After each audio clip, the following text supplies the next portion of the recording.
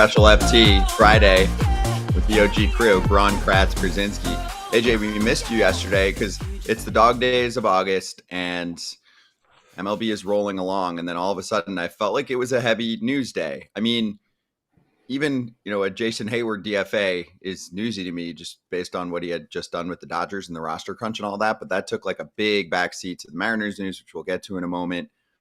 Did you feel like you missed one day and the whole world changes?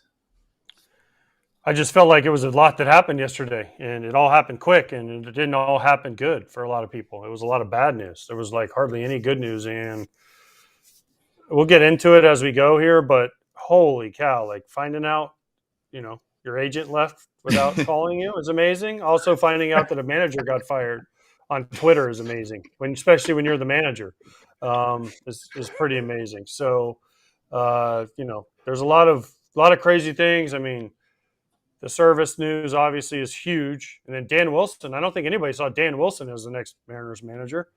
And then obviously Jason Hayward, but Nick Ahmed Rosario. The Dodgers are like going back to their original 25. It's like a multiverse, right? They had the Dodgers and then the Avengers the original Avengers, and then someone played a different ones, and then boom, we're back to the original Avengers. I don't know. It's a crazy world we're living in right now with all the stuff that's going down. But we don't have any control. We can just discuss our opinions on it, and that's why I'm back today on a Friday. You're right, and some of the news is negative, but obviously we cover whatever is going on in the world, and we'll get some of AJ's takes during some breaks, too, of the news that we covered yesterday for the YouTube crowd. Obviously, we'll cover the big last 24-hour news here for the YouTube and the TV crowd. So let's start glass half full. Let's charge the damn mound. Charging the mound.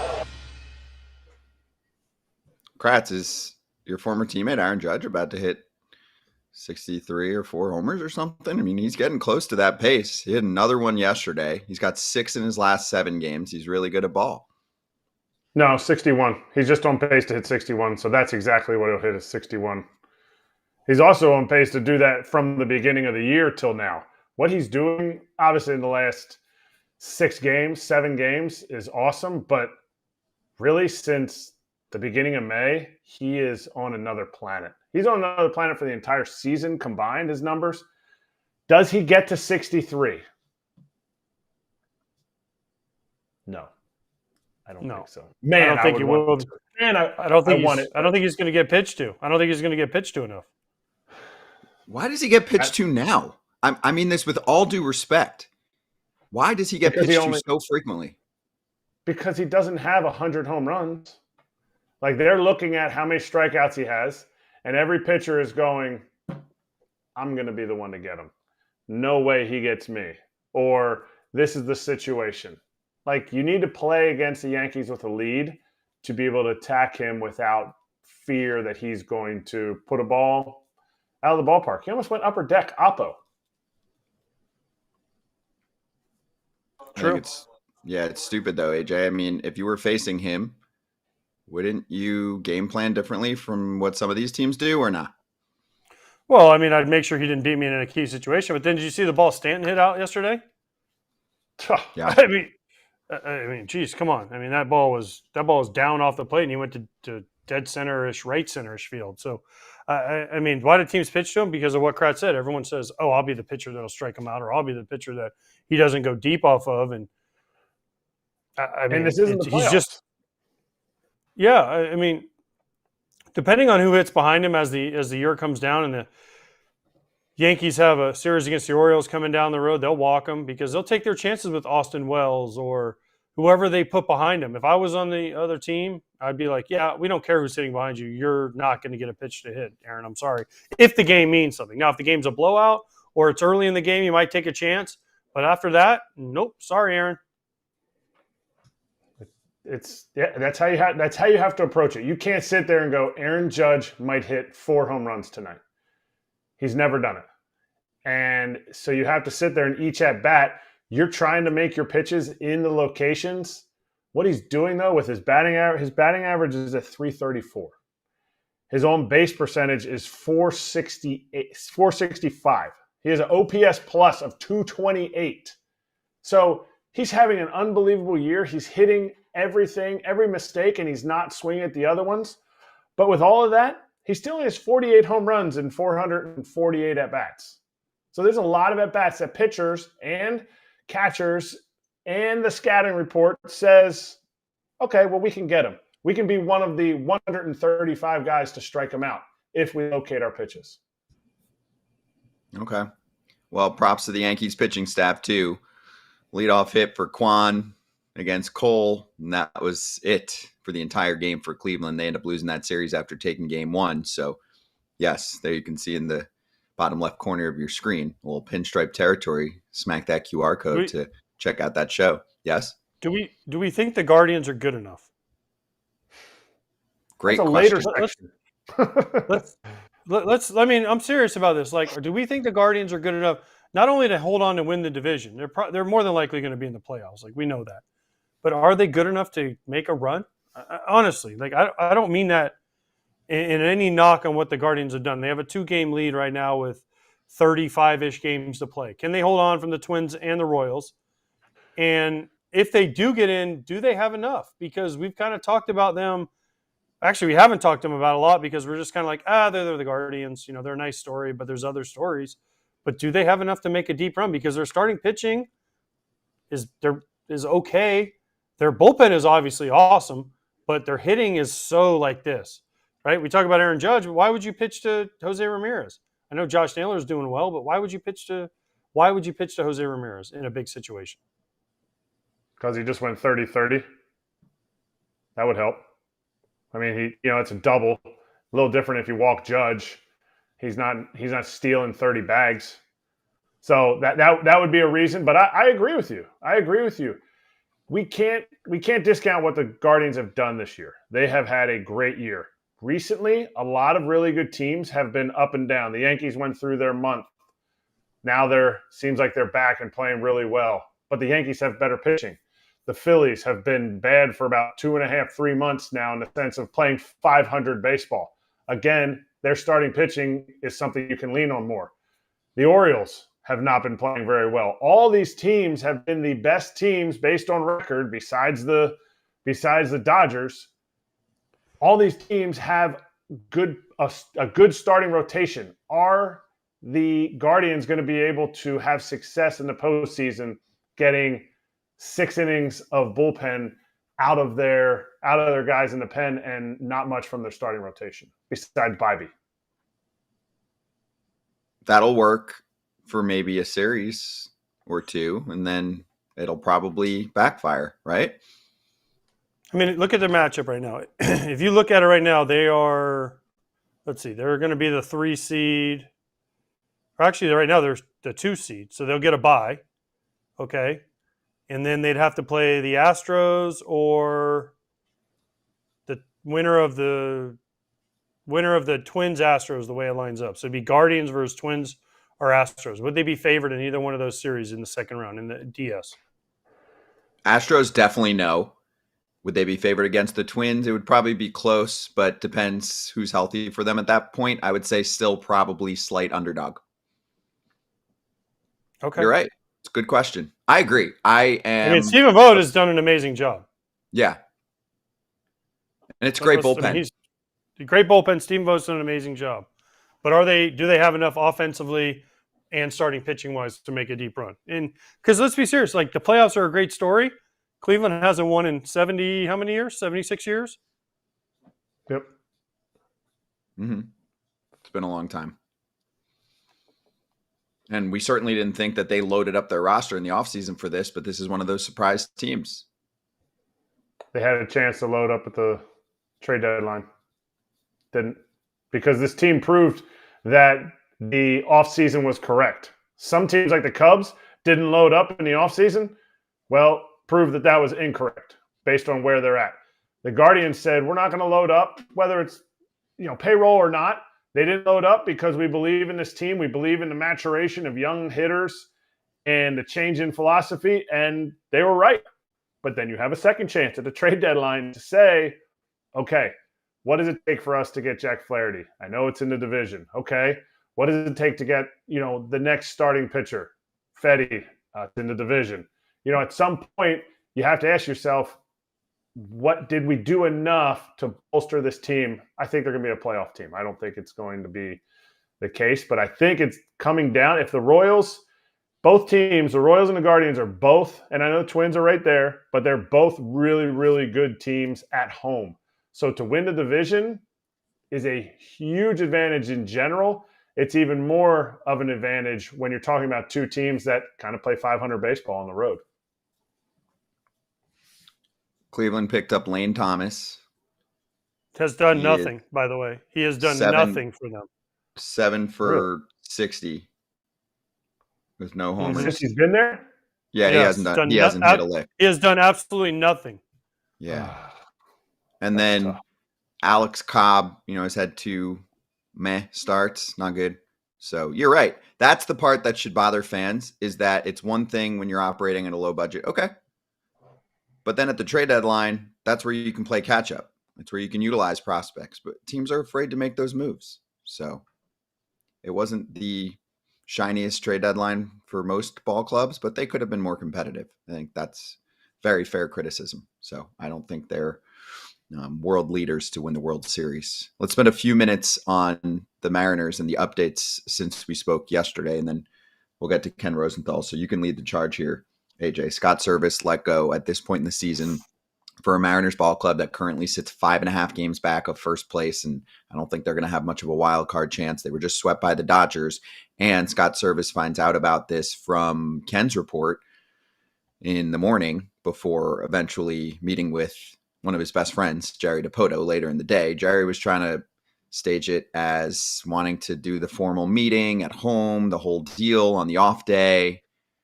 He did kind of rip him a few days earlier too, AJ. And then, even after the fact, kind of said how they needed a change of voice, right? But what do you think about all this and how it went down? First of all, I'm not advocating for anybody to lose their job. Okay, we had Ryan Divish on maybe a day too early because I believe we had him on Wednesday and this all happened on Thursday. So, and we asked him this question and he's like, I don't know. But there's a couple things about this story that really do bother me. One, he found out from social media or a breaking news alert, which is absolutely horse bleep, whatever word you want to fire in there, because that is unbelievable that you're the manager of a team and you find out you're being fired from one of your best friends via Twitter, Instagram, whatever you want to call it, whatever it is, Snapchat, whatever social media you're on. That is awful. That is absolutely awful. And then next, if you're Scott Servais, why do you go to the meeting? You already know what's going down. I mean, I guess it's a respect thing for Jerry Dipoto, his best friend, but I'd be like, yeah, Jerry, you're firing me. Cool, bro. Thanks. Have a great day. I'll see you when I'm cleaning out my office. I don't know. And then nobody had Dan Wilson on their bingo card getting the job. I mean, he's never coached before, and he came out of a special assistant. That's, special assistant to the owner or whatever. I mean, that's cool. I like Dan Wilson, but he's never done anything. And they're in a playoff race. It's not like these are the White Sox, right, where they're, trying to not set the record for the worst losses of all time. This is a team that still thinks they're in the playoff race. So I don't know, man. It's tough. I feel for Scott Servais. I feel for the Mariners fans.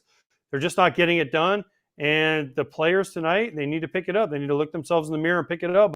We've heard so many questions about communication over the last year and a half since we started this show in the Mariners organization. Just another example. I'm only going to say one thing, exactly what AJ said.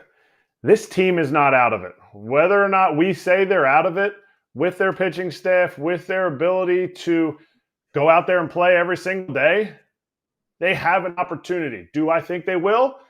That doesn't mean anything in that clubhouse. They have an opportunity. So just to put Dan Wilson in there and not someone that has some managerial experience, I'm not a Manny Acta fan, but I would love to see this team rally around Dan Wilson and it be a hiring or an intern that is going to push them to do what they need to do at the plate.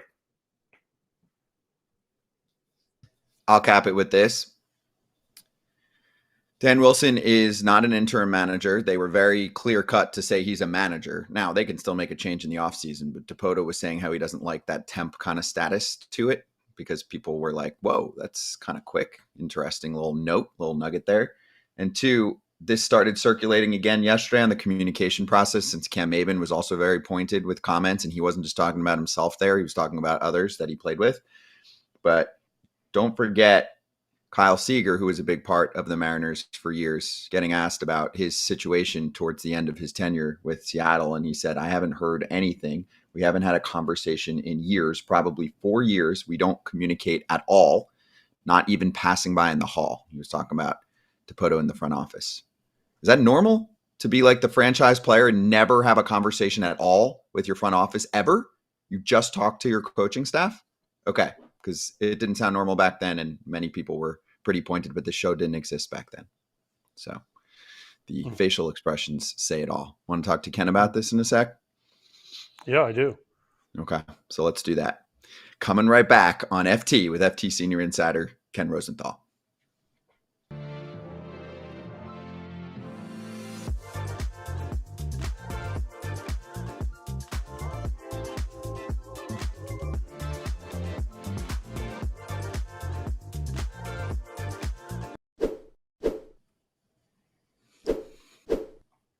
Hey, sponsors support this show because they like the show and it makes the content free for you. So let's shout out the brand that's been supporting us for the last couple months by hitting up Vuori.com/Val for 20% off your first purchase. I'll give you more details in a moment. Are we all rocking Vuori today? You know, I'm like a billboard. I mean, yours is quite obvious. Mine has the cool little logo at the bottom, which I think AJ's has too.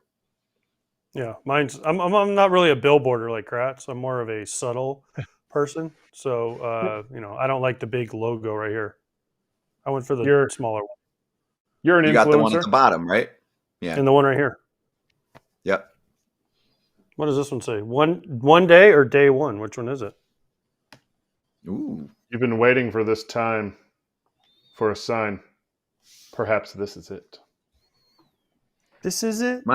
Mine says that too, so we probably have the same type of tee. So, hey, one of our favorite brands out there. You'll see us wearing this type of apparel on FT shows, out to dinner, out to the club, out to the gym.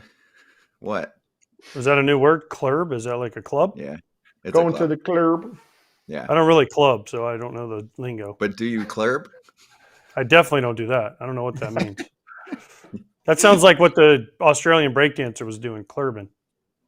Oh, in the Olympics. Good word. Yeah. That is good. All right. So anyway, why don't you go check out the code?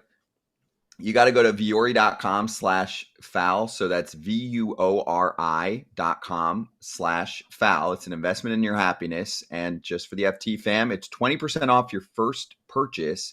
Also enjoy free shipping on any U.S. orders over $75 and free returns. That's Vuori.com/Foul. If you want to look like Kratz or AJ or me at the club. Be right back.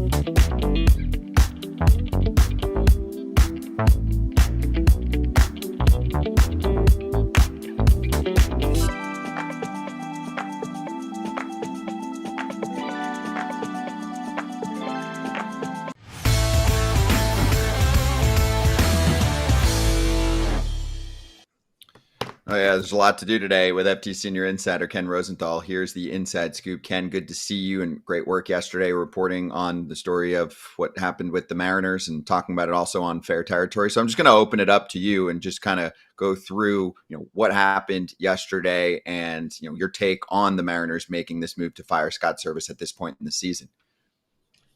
Well, Scott, I heard early in the morning that this was happening and proceeded to go about my reporting process. And I'm not going to go into details on exactly what I did, who I talked to, of course. I was surprised that it came out that Scott Servais learned this from essentially our reporting. And That was uncomfortable for me. It was awkward. I was not happy about it. Of course, I'm just a reporter. Scott is the manager who had to deal with this, and it's infinite times worse for him. That said, I felt I was doing my job, and I just went about doing my job as I normally would. And again, it's never a good thing when a manager learns the news this way, but I was following my process, doing what I do, and that is how it turned out, unfortunately. As for the news itself, I can't say I was surprised because the day before, when I had written that column about the Mariners and I asked Jerry Dipoto, the president of baseball operations, about Scott Servais, and I asked specifically, do you think a new voice might be necessary? And his quote was something along the lines of, we're going to look at everything. He did not do what heads of baseball operations normally do in that situation, which is to say, I'm not going to discuss that right now. That's not an issue right now. He did not certainly give him a vote of confidence. And at that point, I thought it was actually possible that would happen before the end of the season. And I go back to 2008. Ned Yost was fired by the Brewers on September 15th. If you remember, he was replaced by Dale Swain. They were in jeopardy of losing a wild card spot, I believe, and they eventually got it. And these things do happen, and it seemed to me this was kind of a similar circumstance in that the team was maybe in need of a last-ditch attempt to save the season. And that's what this is, by going to Dan Wilson. There's no question about it. It is a last-ditch attempt. And whether it works or not remains to be seen. Whether there are larger problems is certainly a fair question. And Dipoto, when I asked him if he felt responsible, he said very. And he clearly is responsible. He's the head of baseball operations. But as you guys mentioned in the last segment, this is a talented group. This is a group with an amazing pitching staff. Their playoff odds are low right now, I believe in the 10% range. I don't expect them to make the playoffs, but this was a shot to take advantage of what they have. And keep in mind, it is really rare what they have. To have a pitching staff that has stayed healthy for the entire season, I'm talking about the rotation specifically, because they've had injuries in the bullpen. But to have a rotation this good and this healthy, this is what I wrote about the other day. This is an all-time waste. And what they're trying to do, it seems to me, is prevent that from happening. Ken, is this the worst communication you've ever heard of from a manager, GM, organizational standpoint? Because to me, this is embarrassing. Like, if I'm Jerry Dipoto, I'm the Mariners organization, I'm embarrassed that he found out through your reporting. Like, this is something that someone obviously leaked. I'm not asking for your sources. Everyone has their sources. But this seems to be an ongoing thing in this organization, whether it's, they say one thing, other people tell other outlets and us on this show different things. So is this just an organizational problem? And again, is this the worst one you've ever heard of? Because I've heard of managers getting fired, but the GM calls them first thing in the morning and says, hey, we're going to have a meeting. You're going to be let go. And at least he knows. But he found out on social media. That can't happen. I would agree with that, AJ. I can't say that I know it was the worst ever because it's kind of a quick thing to answer, and I would have to go back through history to really give an accurate answer. Now, Ken. No, but I will say this. When I heard what Cameron Maybin said yesterday on our show about the lack of communication, that is not the first time I've heard that. And that goes from Servais to the players. And I've also heard that while Dipoto and Servais were essentially joined at the hip for many years. Remember, they came in together. Dipoto at the end of 15, he hired Servais. Servais was the manager since 2016. They were essentially joined at the hip, but at this point, it seems that clearly their relationship, it would seem, is not as good, or was not as good. And for whatever reason, Jerry Dipoto felt that this move had to be made at this time. And as for the communication of it, I can't speak to that. I don't know what has been going on between those two. And I don't know that this particular example is indicative of anything going on in the front office, between the front office and the manager and the coaches, and the manager, the coaches, and the players. These are all different kinds of communication. But at the same time, all of these questions that are being asked are fair questions in the wake of what happened. Other times when managers are fired, getting close to the playoffs, teams that are on the fringe of making the playoffs or not, and not like a White Sox situation where they had no chance. Some of those times that I know of, because I know the people that were in those situations, it was player driven. Is there any indication that this is something that a Cal Raleigh, a Julio, that J.P. Crawford, the leaders in that clubhouse or the pitchers kind of, went to Jerry or went to somebody to maybe move this along? I don't know the answer to that, Eric, and it's certainly a good question because at times that does happen. We all know that, right? But Jerry DiPoto, as president of baseball operations, it seems to me operates in an independent fashion.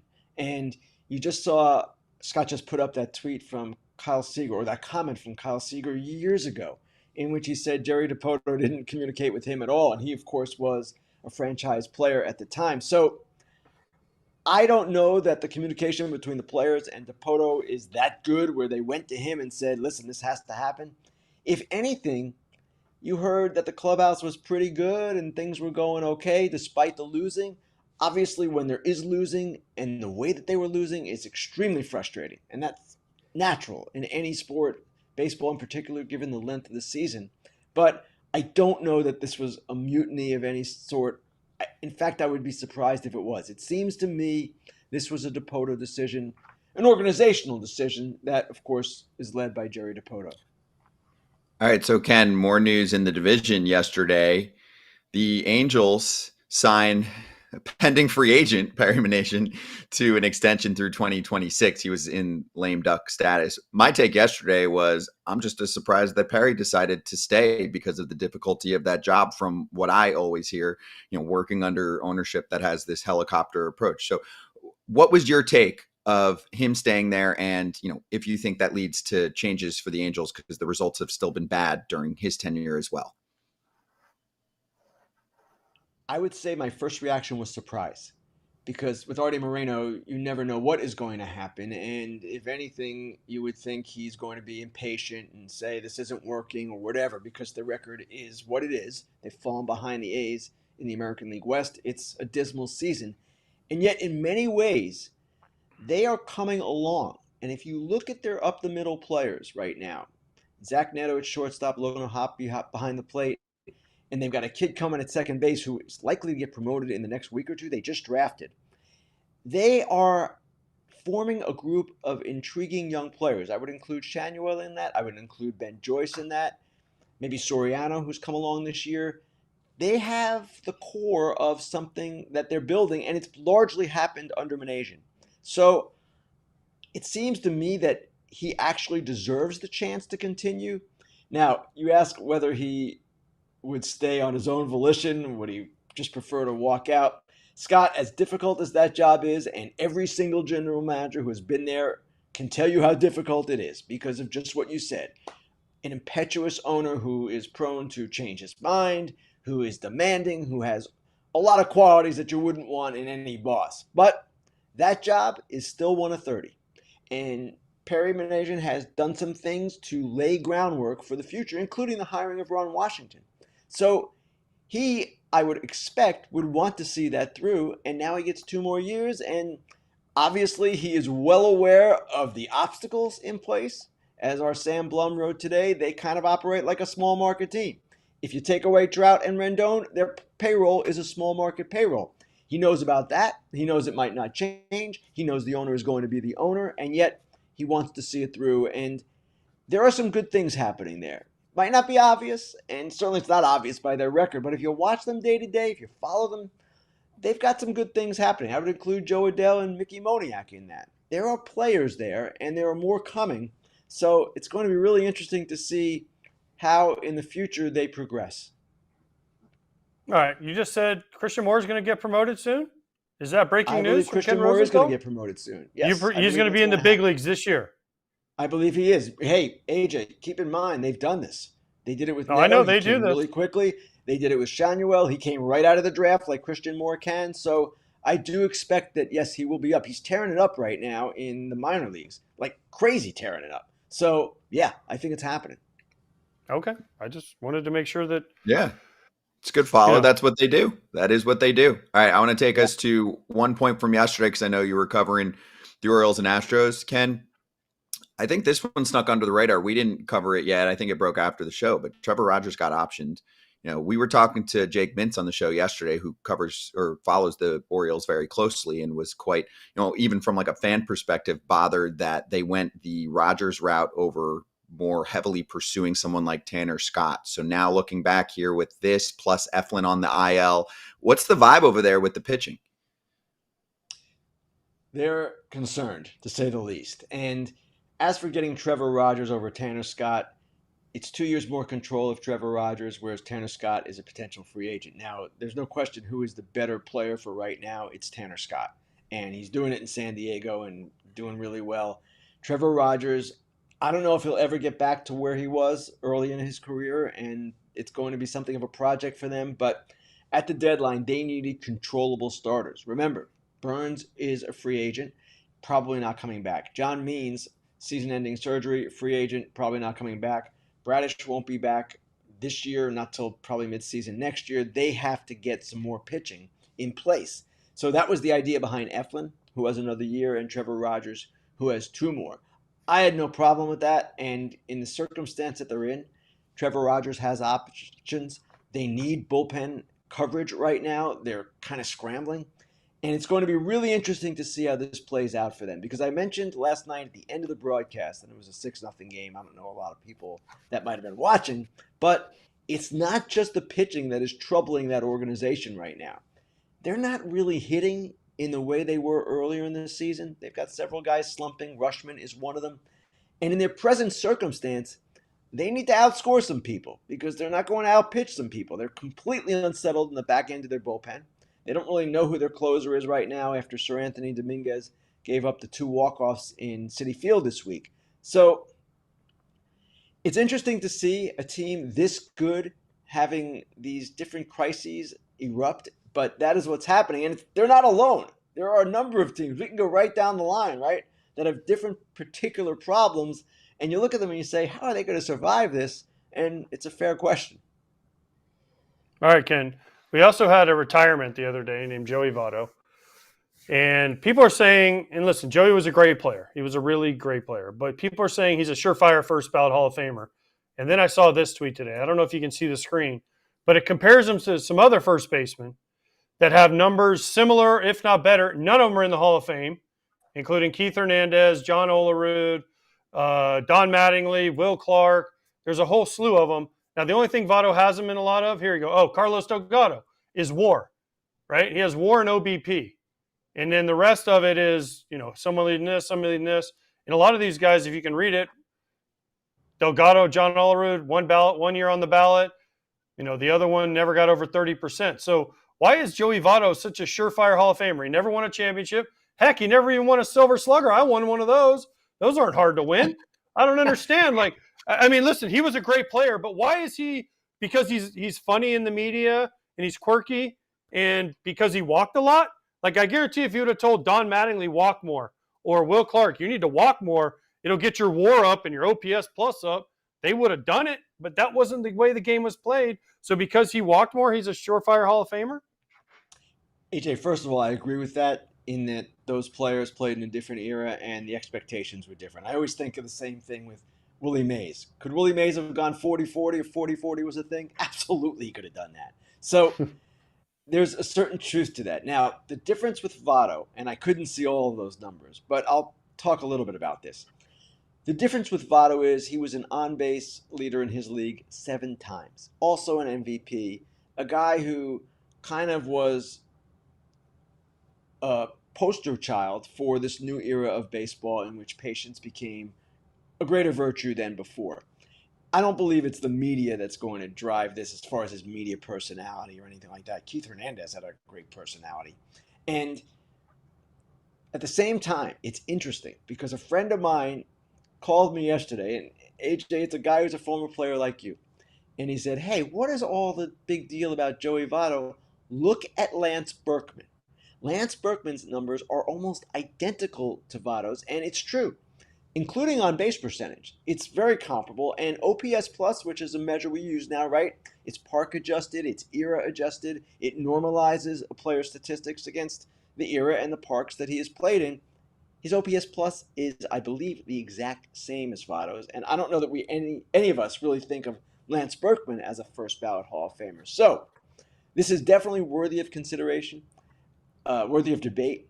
Jason Stark has written, as he always does, quite eloquently about this, and he points out that Votto has done things that many, many other players have not. I'll have to look at it closer, but my instinct is, yes, he's first ballot. Okay, that's fine. Now, you know what that gets you, Ken, by you saying that on the show. You're my dork of the week, dork!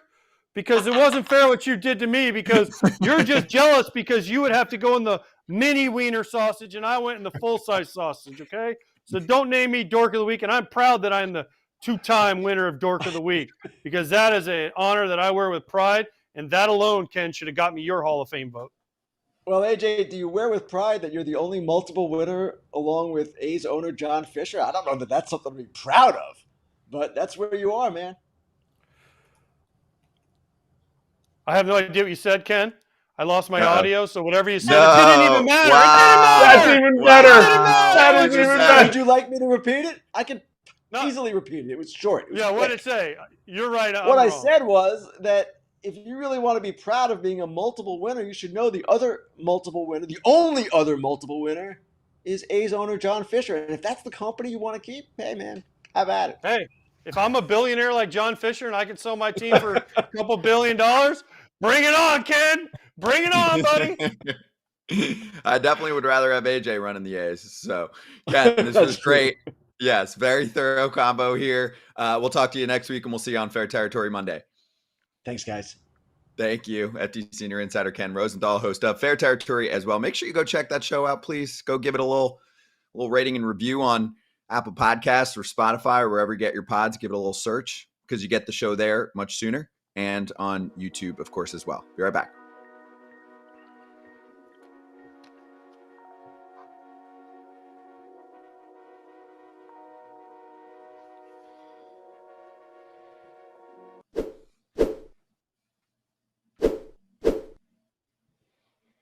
FT's kind of thriving, so let's keep it running here during a quick break with a HelloFresh shout out. Who would like to shout out a recent meal? I had one. I can start. I had one yesterday. Go, Scott. Well, I go had ahead, this Scott. Peruvian steak whole thing going. This meal, I don't know what they obviously call it a much fancier name than what I'm describing, but it was the best HelloFresh meal I've ever had. And it was inspirational. It was really good. You guys have had like a lomo saltado, right? Peruvian style dish before? I love lomo saltado. Me too. That was basically what it was. And it was incredible. So anyway, I just wanted to shout that out because you get all the pre-portioned ingredients. Shout out to Emma because I didn't make it, but I did order it. I found it online and was like, this is it. This is the one. So it was fantastic. Kratz, what did you make? Thank you, Emma. What did you make? Thank you, Emma. We had the chicken. We had the breaded chicken cutlets. They have, like you said, they have a cooler name for it. I wish I knew what it was. Breaded chicken cutlets with some mashed potatoes. Oh, so delicious. It's fire. So there's a changing menu of 50 recipes to choose from each week. They're easy to follow. It's pre-portioned. You pick your delivery day. And I promise you, if you haven't gotten involved, use the code here and then get to the finish line at checkout and you'll be like, that's a lot of food for not a lot there right off the jump. Oh, look, that wasn't from last night, but that was another night's meal. Quite solid there, top right of your screen. So anyway, HelloFresh.com/FTKids for a limited time. Kids eat free. So make sure you head to that website to unlock the exclusive offer. Or if you're watching right now, QR code on your screen, 1 free kids meal per box for 2 months with subscription while subscription is active. That's free kids meals just by going to HelloFresh.com/FTKids. HelloFresh is America's #1 meal kit. And coming up on FT, we are going to go in the weeds and do some hot takes on teams that might miss the playoffs that are in a good position right now. And I know a lot of you are hanging here waiting for Brant Brown formerly from the Mariners and the Marlins. He's going to talk about Seattle's situation soon.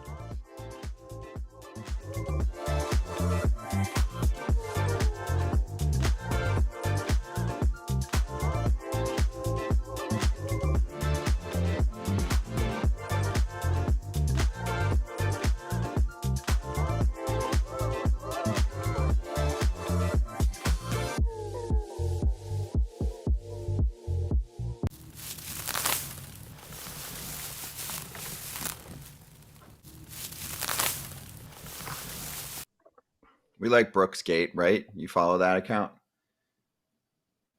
Yeah, I've seen it. Cool. Yeah. In the weeds we go. I like the uniqueness that's put out there by some of these social media accounts. So we're going to look for a hot take on a team that will not make the playoffs this season. And the inspiration is from Brooksgate, showing some odds and pointing out flaws, even for the good teams. Obviously, the other side is just won't make playoffs. Team's not good at winning games, blah, blah, blah. But any of these stand out to you? Like he says, Dodgers, top-heavy lineup, can't stay healthy. Orioles starting pitching and bullpen, okay at best. Philly's been an average team for the last 3 months. He's taken the glass half-empty approach, but I thought it was creative the way that Brooksgate put this all together. Any of these stand out to you? And do you guys want to pick one and kind of agree with the label to the point that you think they'll either massively disappoint and not make the playoffs or be in the playoffs for a minute? I love the Twins one. That's my favorite of the whole list. We'll probably have to play the Yankees.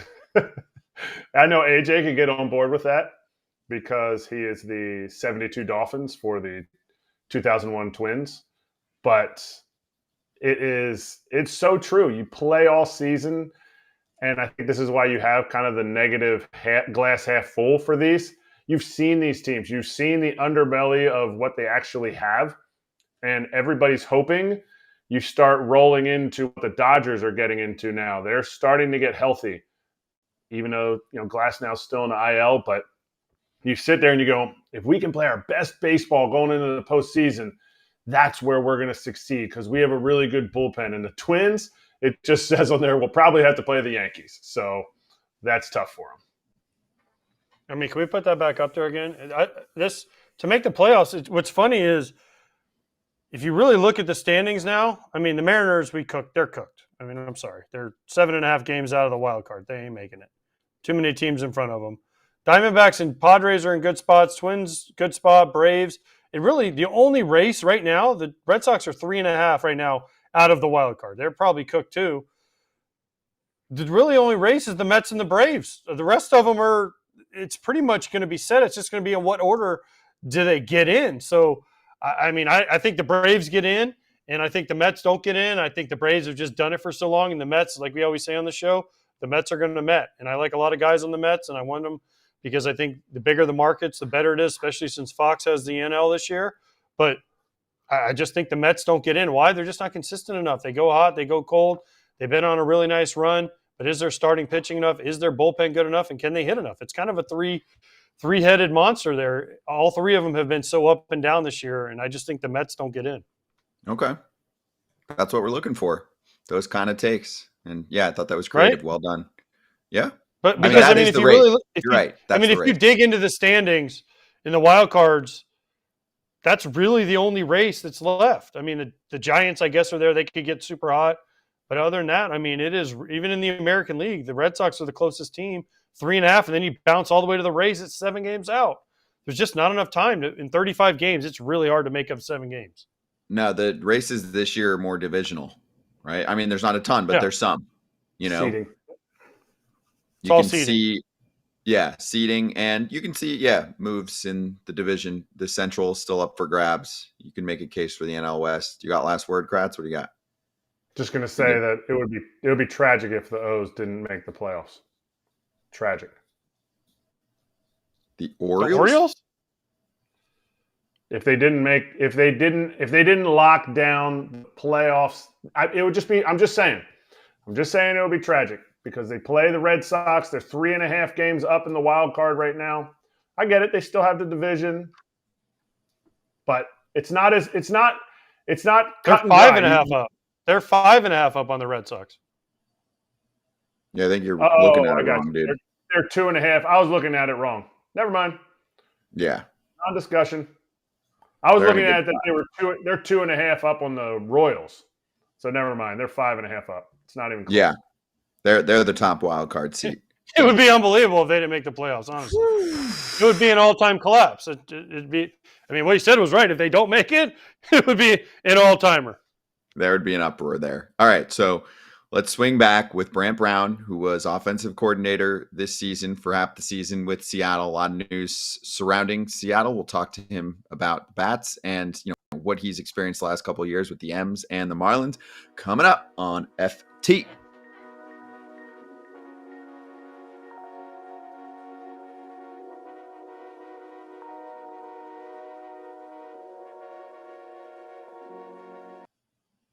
All right, we're getting some AJ takes during breaks here for the YouTube crowd of stuff from yesterday. So, Jesse Winker, celebration. Wired or tired? Oh, wired. Are you kidding me? They're in a playoff race. You hit a walk-off homer. It's awesome. And by the way, where's Jesse Winker from? Orlando? Yep, nailed it. Wow. Of course he's wired. Of course he's Dr. wired. Are you Pepper. kidding me? Wait. Caveat, though. Caveat. There's a caveat.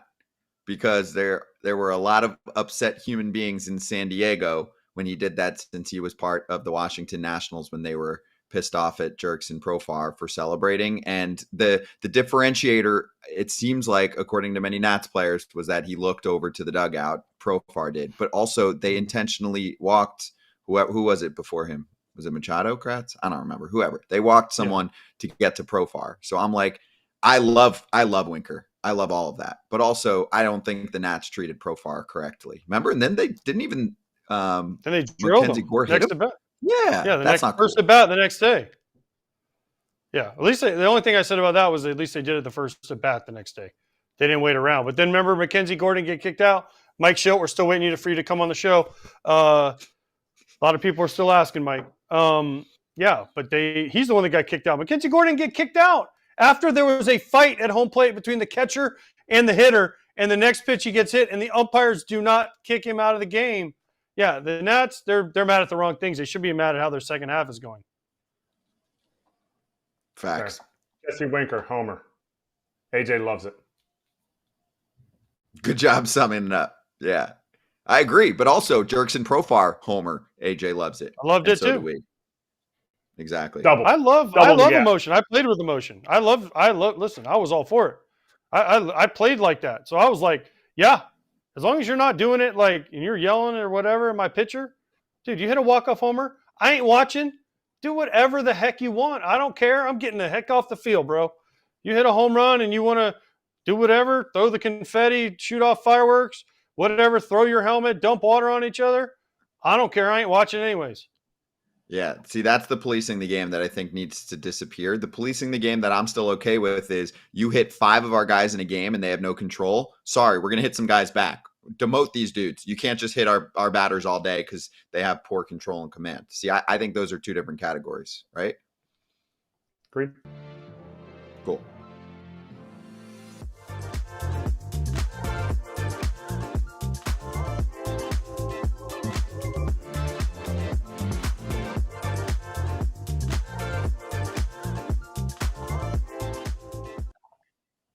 Here we go. Right back at it on FT with Brant Brown, longtime part of the game, including many hitting coach, offensive coordinator stops, the whole deal. Last stop was with Seattle. Brant, great to have you on. How you doing? Doing well. Happy Friday, gentlemen. Happy Friday. So let's obviously start with the relevant moment here of the Mariners hitting a tailspin offensively, letting go Scott Servais, who you just worked with. What was your take on that? And then we'll get into, personally what happened with you a few months back as well. I mean, it's a consequence if you're a coach in this league. There's always a possibility of that happening. I really didn't even know about it, and I started getting some texts, some calls. It's unfortunate, but like we all have bosses, and in this game, if someone that is your boss doesn't think that you're doing what needs to be done, like they have that right. It's not fun. I don't wish it on anyone coming or talking from experience, but at the same time, Jerry obviously thought that they needed to do something different. They had been having a rough time the last couple months, and like it is what it is. Before we get into exactly what happened or what you want to say happened and everything, what's the right way to do it? What's the right way to do it? You've been fired as a player.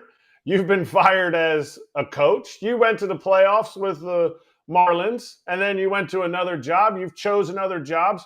What's the right way to do it? Because a lot of the flack right now is the fact that Scott Servais found out about it on his phone and not from a phone call. I mean, yeah, that's probably not the right way to do it. I mean, that's just my opinion. But yeah, having a conversation prior to someone, and we've heard about these stories before, right? It's like before you get called in or you get talked to face, you end up finding out. But yeah, I mean, I think being classy and talking to that person, eyeball to eyeball and telling them the whys and answering questions or however that conversation may go is probably the better route than someone finding out on their phone prior to having that conversation. Okay, wait, Brent, I'm confused because when you first came on, you said that you found out about you being let go. Didn't you say you heard about it Scotty. before you met the? Oh, okay. I was like, okay. I was like, wait a second. There seems to be developing a pattern here, and it's not real good if you're a Mariners personnel. Don't check Twitter until you get a phone call. Okay, guys? No, mine was straight up. Okay. Okay, that makes me feel a lot better. Yeah, I knew what was happening. Took my medicine and got my stuff and walked back to the condo. Okay, so let me ask you this then. What plagues the Mariners? Because you were there, you were a part of, you've had success as a coach. You've taught offensive hitting. You could hit when you played. You hit 3 homers in a big league game, right? So you know kind of how to do these things. What plagues the Mariners? And one thing that bothers me as someone that played in Seattle a lot, I loved hitting in Seattle, and I did okay there, I feel like. But it's always like, oh, right-handed hitters don't have power. They move the fences in. The batter's eye is crooked. The batter's eye is this giant black tarp that's right behind home plate. I mean, it's as big as anyone in the league. So is it a mental thing that the people have just heard about for too long? Because I can't figure it out because no matter who they bring in there, they can't seem to get over this. We can't hit in T-Mobile / Safeco. Now, is this just this is personal opinion, right? Of course, yes. Yeah, I mean, there's a couple factors, and I think in today's game, it's really tough to hit. I mean, you have these pitchers that have really good stuff. They have velocity. They're throwing multiple pitches. They're playing this giant game of keep away with strike to ball and ball to strike on both edges, and then they'll go north-south on you as well. It's really tough to hit. But I think for me personally is one, like you have to be dedicated to what you want to do at the plate. 2, you need to have terms of your at-bat, which means that we're all going to evacuate the strike zone at some time. It's just not logical to say that every swing that we take is going to be inside the box. But having terms of your at-bat basically means that if you do evacuate the strike zone, it's going to be to your strength. And if you swing and miss, it's going to all be in closely to one spot as you possibly can, rather than, all the misses and swings coming all around the strike zone. And then 3 is like, you've got to know where you're at in the at-bat. You have to know where you're at in the count. You have to know where you're at in the game, and be able to use the whole field and downshift and take your singles, because it's just too hard to try to hit the ball as far as you can every at-bat and not have some collateral damage with swing and miss. Is that hard to get across to big league hitters who want to keep their job in the big leagues and see what pays them and what doesn't pay them? Yeah, it is hard because that's the thing, right? Is like the game rewards, guys who put up really good numbers. So for me, it's like 1, I just always used to say is like slug is thrown, it's not hit. And 2 is if you can get 9 guys in the lineup, and this is the one thing that, you cannot quantify, right? Is chemistry and a team's conviction. So we all know that being selfless is probably the right way, but you really only have to be selfless like when you're up there. So if you're giving when you're up there, which means if there's a guy on second, there's nobody out, you're just going to get him over no matter what. If there's a guy on third with less than 2 outs, is like, it's not always going to occur, but your intent is to get the point, because you never know what point that's going to win the game, right? You never know what run that you score is going to end up winning the game. But if you do that, and everybody does that, is you give in your at bat when it's needed, but then you have 8 other guys also giving to you, in their at bats when it's needed. So it'll come full circle, but it's tough to get that across because they don't get paid for that, and you can't quantify it, when you go to arbitration or you're negotiating a contract. Was this communicated? Because on this show, Cameron Maven played under Scott Servais, played in the organization. We talked about Seager's comments from years back about Dipoto. Was this communicated to the hitters from a top to bottom status? And you were the top. You were the offensive coordinator. You were holding signs up saying, blue 42, blue 42. Like, do you feel like there was a significantly distinct line of communication, or was there blips and other people saying other things to block that communication? I mean, I don't necessarily think it was blocked. I mean, this was my first year coming back to the Mariners. I had been there prior to leaving to go to LA. And that's kind of where I kind of got this system or this idea. Robert and I, Robert Van Scoyoc, who is in Los Angeles, we brought something in that was very successful. And I think we all do know at the end of the day, talent's going to prevail. The better talent you have, the better chances you have. But running this system over there for 5 years and, being in the playoffs every year and having that experience, and then being able to go to Miami and pretty much you had to taper it a little bit, obviously, but running kind of the same system. And the guys were convicted. They worked diligently at it. They played as a team at it. We pulled a rabbit out of our hat and went to the playoffs last year with Miami. And, going over to Seattle, you always obviously have to tweak it to the strengths and weaknesses of your team. But I do think there's a difference between, trying to coach who they are in the short term, but then also trying to acknowledge to them or press upon them is like sometimes you have to coach to what we need them to be if they want to get it to the tournament. And that was a big thing for the Mariners because they have the pitching is like, what do we need to do offensively to like hold up our side of the street to, get 4 runs, like give us some offensive support. Don't stress out the pitchers. And that's going to get us to the tournament. And I tried multiple things. And I don't want to say it wasn't accepted, but I tried to navigate it. I tried to make things different. I guess it just wasn't different enough. And ultimately, I got a paid vacation. Well, at least you're getting paid. That's a nice plus, right? and who knows? Who knows what can happen? But let me ask you this. I received some messages after the whole thing went down, and they were saying, and correct me if I'm wrong or right, the front office, and you were a hitting coach, would come to you guys and you would kind of what you were saying, like, we need to figure this out. We need to figure out what works. And they would just tell you guys, just tell them they're doing great and just be positive with them and everything will work out. Is there any truth to that? Because it seems like I've heard this from multiple people now that it was more of a, hey guys, we're just doing great. And these hitting coaches, just tell them to keep on plugging. I don't specifically remember an instance where I was told to like just tell them to be great. I think we all know as a hitting coach and getting words from front office people, like you're going to take that and kind of decipher it to the hitters, because I think as a hitting coach, you kind of always kind of have to be positive.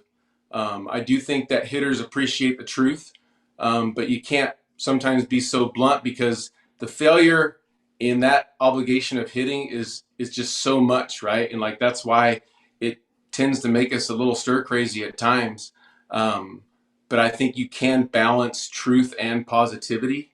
And that's kind of where, the coaching element comes in. I was never really specifically told that.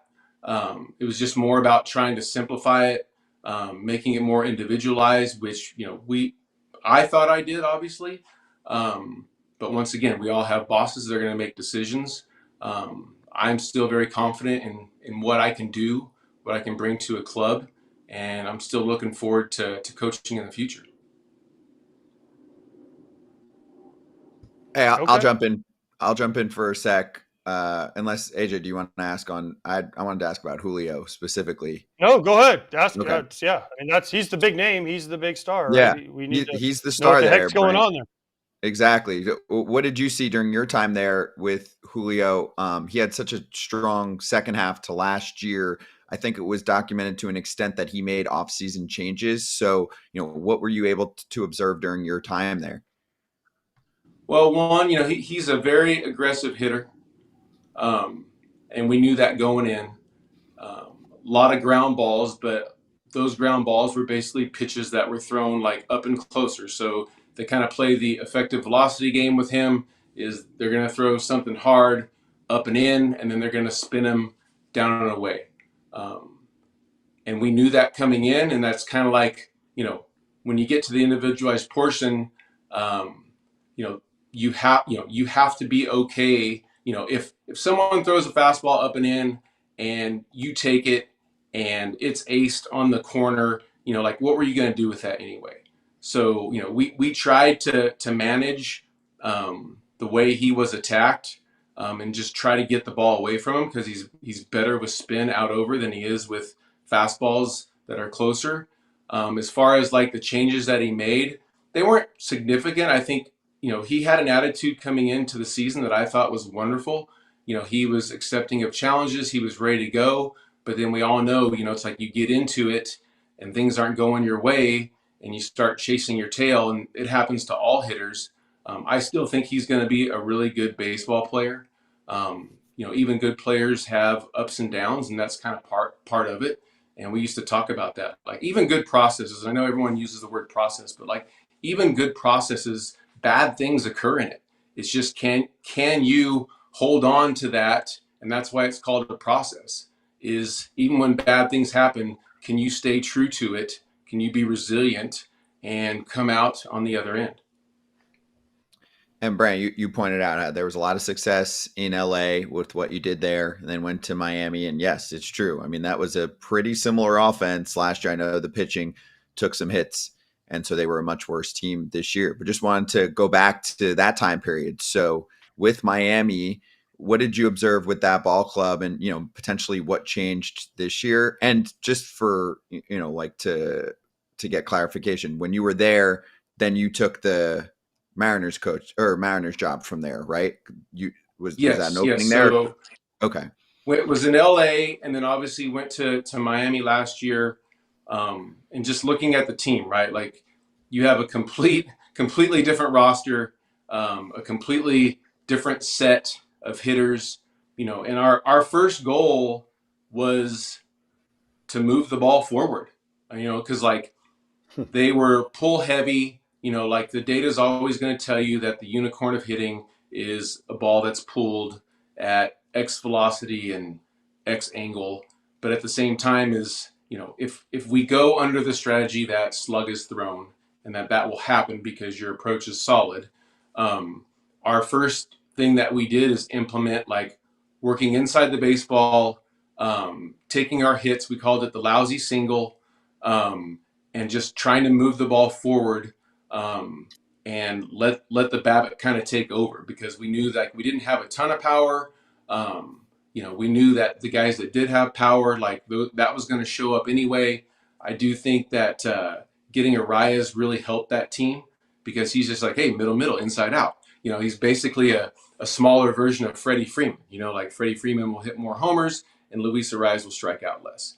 But their approach is exactly the similar. What they're trying to do, their intent exactly similar. And then as we went forward, like we cut down our strikeouts. They still did not like to walk. They did not like to walk. But we knew that going in, like that was where it's at. We suffered some collateral damage with double plays, so we kind of implemented trying to like in those situations either use the hole or drive the ball in the air depending on the pitcher. But there was like full conviction in what we were going to try to do each and every day, not only from the player's standpoint of coming in and getting prepared, but then taking that to batting practice and then into the game. Okay, Brant, a couple quick things for me before we let you go. One, who was your hitting guy? Who did you learn from? Like who? You sound like a. I know you're with the Dodgers, but you sound like a Craig Wallenbach, Tim Laker. Was that your guy being from California, LA area? Yeah, that was my era. You know, Tim and I are really good friends. He's an excellent bowler, by the way, for anybody who didn't know. Is he? I didn't know Yeah. that. And actually, Okay. you know, Wally's getting a little long in the tooth. He's actually here in Arizona. I've been kind of going in there. I call it like continuing education. Had a good opportunity to work with Parker Bird from East Carolina, the kid that's got the one leg, you know, with the blade on the right leg. Yeah. That was really fun working with him. But yeah, I mean, I've obviously, you know, Craig is an acquired taste. If you know, most people will say, some people like it, some people don't. You know, obviously, like Robert, Tim, myself, you know, we've kind of implemented our own strategies. But that was the start of the tree for me. You were correct. Nice guess. Yeah, I can tell just some of the things you're saying. I mean, I had Greg Walker, and he was a big Don Slaw. Craig, Yeah. Laker was with us for a long time. Walk. So the things you were talking about were things that I've talked about forever, and it's just using different terminology. The basics are the same. You're using different terminology. So the last one for me is Skip Schumacher's bound to be a free agent at the end of the year. You guys made the playoffs together. You're also a free agent. Hey, Skip, wherever you end up next year, I'm your hitting coach. Yeah, you should go to Vegas, brother. You really should. I love Skip. You know, we're kind of like two peas in a pod with our attitudes and like, you know, our kind of like our grittiness as a coach. And I would love to work with him if that ever came about. It would be fantastic. Like me and him, we got along. There was a lot of times where he would come in. It's like, hey, like, you know, I'm going to talk to the guys about this. I'm like, look, I already had it written down. You know, it's it was very pleasurable to work with him. And if that opportunity came about, I would be thrilled. Just one stipulation: John Jay can't be on the staff. That's it. Okay. No John Jay? No John Jay. That came from Scott Braun, not me. Okay. No, AJ and John played together. I know John well, so those two like to give each other crap. So, and Jay watches the show. Great shoe game. Oh, yes. Can ride a skateboard better than you think. Facts. Yep. And listens to music everywhere he goes. Yep. He's cool. Yeah, but that's not getting anything done at first base. I need a tip. I need a tell. I need a shoulder tip. I need like a double breath or as soon as he comes up, you go. That's what I need, not his shoe game. Hey, he's got that too, brother. He's got that too. Okay. Yeah, he's bringing it. He was in the league for a while for a reason. All right, I want to finish with this, just like a global picture approach here, going back to where we started. So tons of success with the Dodgers. What, AJ? John Jay just texted me and goes, wow. Literally, I wish I could show you this, but that's John Jay. He just texted me, wow. I love it. Under the bus. Yep. No, we love you, Jay. But his butt's so big, we couldn't get all the way over, so he stopped in the middle. Like a speed bump. You're going to get text again. That's fine. At least he's watching. You are. Exactly. We love him. All right. So lastly here, just global approach. From LA to Seattle, a lot of fans in our chat are asking us, what are some of the differences to know about, even from a front office perspective? For fans to understand, is it so simple as LA has more resources to pick up certain players, or is there more to the story? You know what I'm saying? Like, what is structured there that produces consistent winning that maybe doesn't exist in other places, besides saying, hey, we can buy Ohtani, Teoscar Hernandez, and Tyler Glasnow, et cetera, in the offseason? I mean, I think it's just a difference in how each team perceives, you know, what direction they're going to go in and like the principles that they adhere to. Obviously, LA has a lot of money, but at the same time, you know, I think it's just more about the infrastructure and the principles and direction that each team values, and then how they allow their coaches to coach. And do they adhere by those values? You know, do they challenge those values? Which either one of those isn't bad. But at the same time is like everyone being on the same page, understanding that, like you're going to have good times, you're going to have bad times. I think, like you were talking about with everyone, it's like every team goes through streaks, man. You're just like, oh my, they're so hot, they're the best. And then all of a sudden it's like, oh my gosh, like they lost 6 in a row. These teams, now this team's hot and it's catching up. That's why baseball's, just so intriguing and so fun, not only to watch, but to coach as well. But I think that's just the main thing. It's just, what do they deem important? How do they go about it? And then obviously, what kind of resources do they have to make that happen? Perfectly stated. This was awesome, Brant. Really appreciate the time. Great to have you on, and really good perspective. Obviously, I've heard a lot of great things about you in the game for years. So thank you for jumping on and chatting with us. All right, boys. Thank you so much. Appreciate it. Appreciate you. Brant Brown joining us on FT. Swinging right back.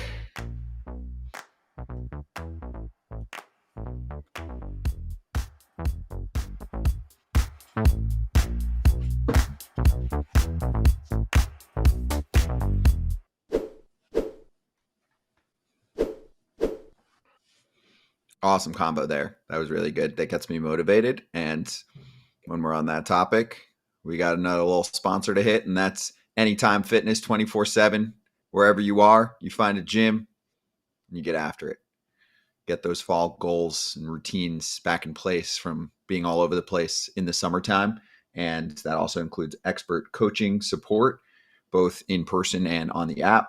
Also, it comes at a convenience, right? It's 24/7. It's on the app, at home, on the digital fitness platform, or you can look up one of over 5,000 locations worldwide, which works well for this traveling crew. See? Yes? Yeah, Yes. 100%. Anytime Fitness. That means now. Like, to me, just Can I go now? Scan the QR code. Scan the QR code. Slam the QR code. 45 minutes, AJ, and then you're free. Yeah, then you can go. And that's not any be time. fit. Fine. You You, I gotta should start be in- now. we actually, should we be could in- do that. We will I should be schedule in the this. greatest shape ever. With the But- sponsors that we have, from Anytime Fitness to HelloFresh and their pre-made meals, I mean, I should be in the greatest shape of all time. Instead, I'm this. And that's why Yeah, but it's you need to one get your step fall at a time. routine back on track, one step at a time. But don't listen to us, okay? You should you should go to Anytime Fitness. Actually, no, listen to us. We all need Anytime Fitness. I'm saying you don't listen to Kratz and me. If you want coaching support, you can do that at Anytime Fitness. So claim your free Anytime Fitness trial pass with that QR code on the screen, or I'll drop the link as well. It's 5,000 plus well-equipped gyms, open 24/7, personalized coaching support, and it provides members with the best training, nutrition, and recovery guidance. So scan that QR code or hit the link, which I will post in a second in the chat, and it's in the description, at Anytime Fitness.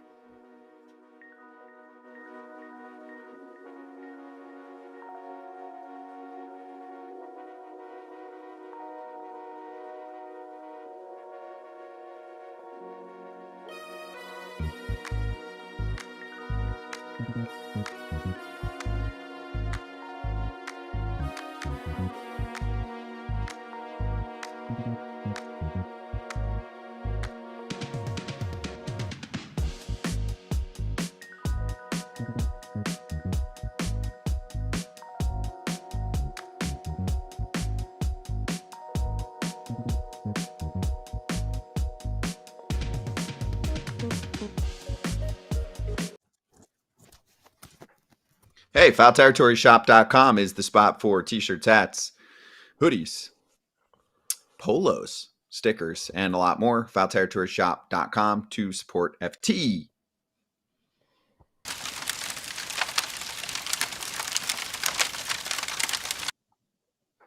All right, hot corner time.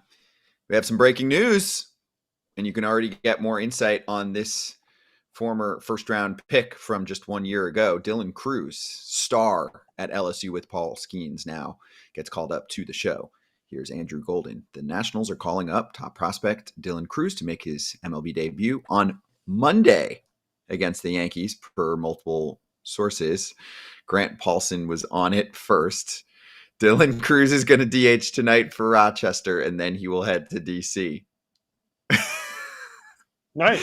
First of all, in all seriousness, this is awesome. This is part of the future of Washington, D.C. baseball. Dylan Cruz, James Wood, and many more.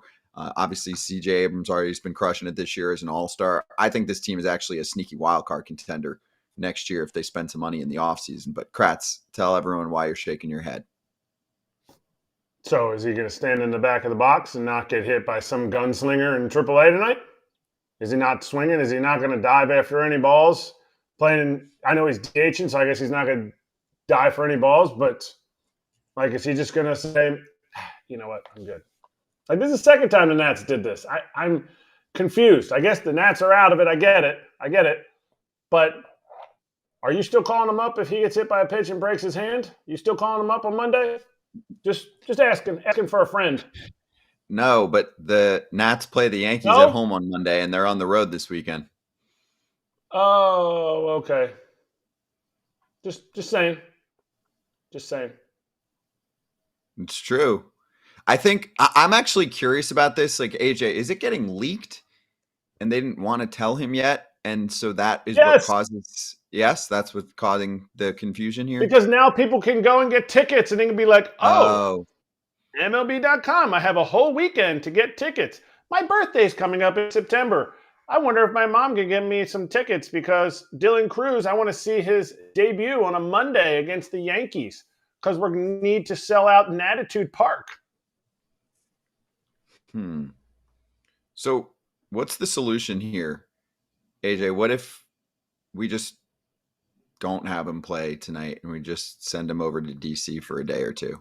Now you're thinking, not only that, but let me ask you this. There's somebody on the Nats this weekend that's going, well, I guess I'm losing my job on Monday, and nobody knows who it is. So you're better off. Why do you have to tell everybody? Leak it early in the morning on Monday. People will still buy their tickets. It's the Yankees they're playing. It's not the A's. It's not the White Sox. It's the freaking Yankees. They're still going to sell tickets. Wow. I love Dylan Cruz's swing, by the way, too. Saw him in the Futures game. Saw the why? You know where he's from? O-Town? Did he go to Dr. Pepper High School, too? You know he's from America? Yeah. He went to Lake He's from America. Yeah. Dude is part of a bright future for the Nats. So if you want more information on him, the Baseball America YouTube channel has a prospect profile that we just popped up there. So make sure you check that out. And we're swinging right back with Rob Brantly, story of the week in baseball, back in the bigs, joining us on FT. And these two certainly can relate.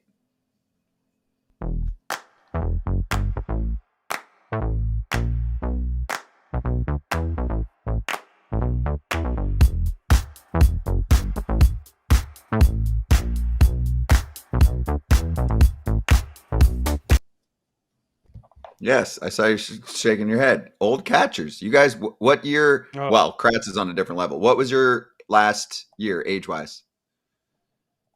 Me? 39. And Kratz? Yeah, I was 40. Yeah. Same. So the league is telling you you're too old to play, and you're like, screw you. Hopefully we get into it. The league is telling Rob Brantly, you're not too old. You just have to be unselfish. You just have to be willing to go to the bushes. Things that if AJ wanted to go to the bushes, he could probably still be playing. Like, if he'd be okay with half a year in the big leagues, the difference is, physically, you would have figured it out. The difference is, AJ's like, why would I play for $25,000 a month? No. Yeah. AJ? No, I didn't like it that much. Yeah. Right. When do you how much longer do you think you could have played if you had to do the bouncing up and down or whatever else in the future? None. That's why I quit. That was it. I mean, listen, I got everything out of myself. 19 years I played in the major leagues, parts of 19 years. Okay. I came up when I was 21. I retired. I turned 40 after the season, my last year. So I made it from 21 basically to 40. Okay. 39. Right. I mean, there wasn't much left. Now, physically, could I have done it? Yes. Mentally, could I have gotten ready for games, figured out a way to do it?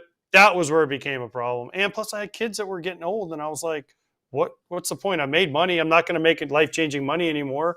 So But now if you're Rob Brantly and you haven't made that type of money and you can still make a good living for you and your family, go for it. Yep. And that's the story. Spot on. Call back up this week, catching a Shane Baz gem earlier in the week and joining us next on FT. If you have any questions for Rob Brantly in the chat, I'll keep an eye out for those as well. For, a guy who's been in the league for a minute, been up and down the whole deal, might need the Erik Kratz intro treatment. Sure. Absolutely. Yeah. Okay, cool. Yeah. All right. Back in 30.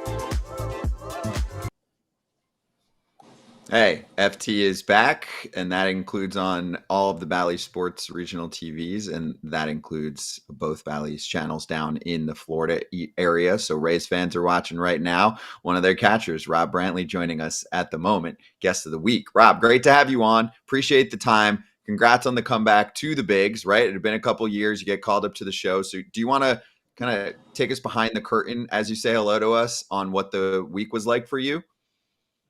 Yeah, absolutely. First of all, thanks for having me, guys. It's pumped to be on here with you, Erik, AJ. Great to see you guys again. And yeah, a little bit on the kind of backstory. What's happened this week is like I've been in Durham for most of the season this year. It's been a fun season. Kind of living my Crash Davis fantasy there with the Durham Bulls.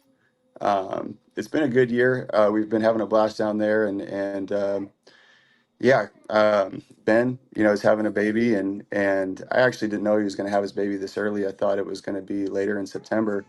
So earlier this week, I got called in, and they let me know that I was going to be the guy going up for Ben when he goes on paternity leave here in the next couple of days. So yeah, kind of a whirlwind of events, like unexpected, but like super grateful for the opportunity to come up here and play on what I believe the world's greatest stage. So yeah. Ben's wife is having the baby. Ben was not showing, so just so everybody knows. Right, Rob? Yeah, my fault. I get that mixed up all the time. Exactly. I just wanted to make sure. My question, before we get into really like all the call-up, first of all, comment, congratulations. I'm super, super juiced for you. You know that. I texted you called and everything. But have you had a cheeseburger since you've been called up? Because everybody in our chat thinks your jawline is perfect, and that doesn't happen by chance. You are a starting catcher. You have a starting catcher's body with a backup catcher's playing time. Oh man, no, I appreciate that. Have I had a burger? If I'm having the burger, I'm probably gonna get blown up in the chat for this, but it's usually like bunless, and I'll just crush the patty or something like that. Really? So you're a carb-free guy? And by the way, you want to know why you got called up? Also, besides you're just doing great job at Durham, you got a little Chad Mottola look. So I think that the front office maybe got confused. They're like, we need Chad Mottola. Oh, wait, that's Rob Brantly. Wait, hold up. So if you put Chad Mottola and Rob Brantly next to each other, you could go. Too late. That's a great comp. The last comp I got was from Jeff Conine. He said I look like George McFly, so I'll take Chad over that any day. And by the way, Chad is jacked. By the way, however old Chad is, he's still jacked.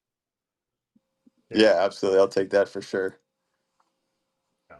Rob's jacked too. Hey, that's it. Rob, I'll jump in here while they make you blush.